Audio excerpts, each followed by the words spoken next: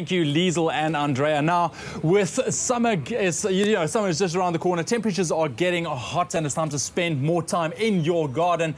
And you don't necessarily need to have green fingers to grow the most amazing veggies and herbs. You just need to know the basics, starting off with what type of soil is the correct soil for your plants. And here to help us out in that regard is Mr. Ben Getz from Urban Harvest, showing us, or giving us some good tips on how to get your soil absolutely perfect. Ben, nice to have you, man. And Great can I just here. compliment you on our rooftop garden? You've been doing an amazing job. It's so lush. It's actually nice to stand out here. Yeah, thank you. It's been growing beautifully. And the key to that, as you said, is healthy soil.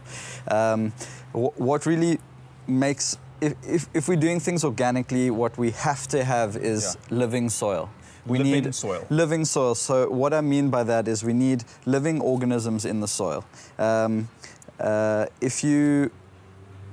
Things like earthworms, woodlice. You can see here we've got some earthworm castings. The way really to make your soil healthy is to add organic matter. Organic matter, no matter what type of soil you have. Yes, absolutely. If you've got, you see, this is hard clay, rocky. It's capped, so there's no space in here for oxygen. And if it gets wet, it holds on to water too much. You need soil that's going to have just the right amount of oxygen and allow for good drainage. In order to get that, as I've said, organic matter is absolutely key. All right. The second thing is mulch, which is basically a layer. It's also organic matter. It's a way of bringing organic matter into the garden, but having some layer covering the soil, something like, in this case, we've got milled bark, but something like straw, even leaves, something to keep the soil covered, and that helps to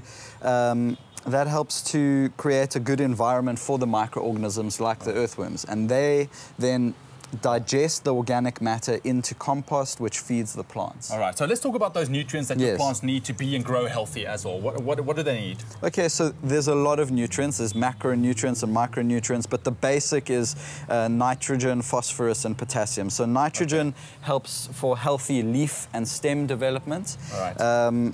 And we can get nitrogen from compost, especially earthworm castings, for example. Then we've got phosphorus, which is good for root development.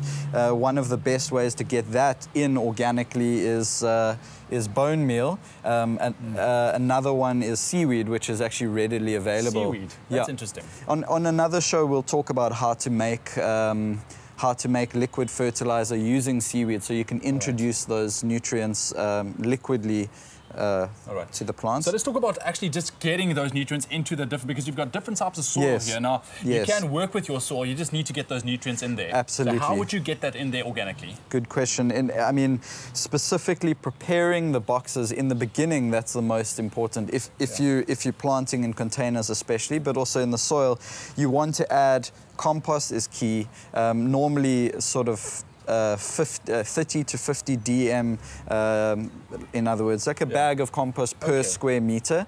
You want to add bone meal. You want to add, this is gardener's gold dust, which is essentially gypsum and seaweed.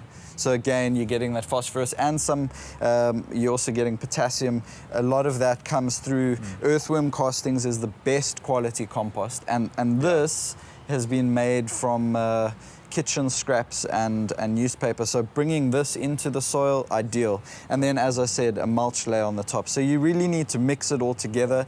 But your main substance is a good potting soil, which is somewhere between dry, sandy soil and very heavy clay soil. We need a mix. Which you can get at your nurseries as well, readily available. Very much so, yeah. All right, so let's talk about, we've got our herb garden right here. Now, all herbs and veggies, do they need the same type of soil to grow effectively? Most herbs and veggies will like a rich, organically rich soil, which I keep coming back to. Put in organic matter. In fact, 90%, there's a couple, a lot of people make a mistake with carrots. They think the carrots also need the compost, and what happens is, because compost is rich in nitrogen, carrots will get lots of beautiful leaf growth, and everyone will go, wow, look at my amazing carrots. And then they pull them out, there's hardly anything there, because carrots, they need the phosphorus for the root development, but as little nitrogen as possible, because you want the energy to go into the roots, not into the leaves. Exactly. But generally, as a rule of thumb, be generous and abundant with your garden. Put in, there's lots of soil conditioners. These are just a few. Put in the soil conditioners, make sure that your garden's always composted, and equally important is to have that mulch layer at all times. I see you've mentioned that a couple of times. It means it's very, very important. Ben, thank you so much for joining us. You've been doing wonders with our garden right here, and it's in dire need of a harvest. I know you're going to be doing that soon. But of course, if you want any more tips on how to get your soil perfect from Mr. Ben Getz, you can just log on to expressoshow.com. We'll put all the info for you right there. Don't go anywhere. We'll be right back.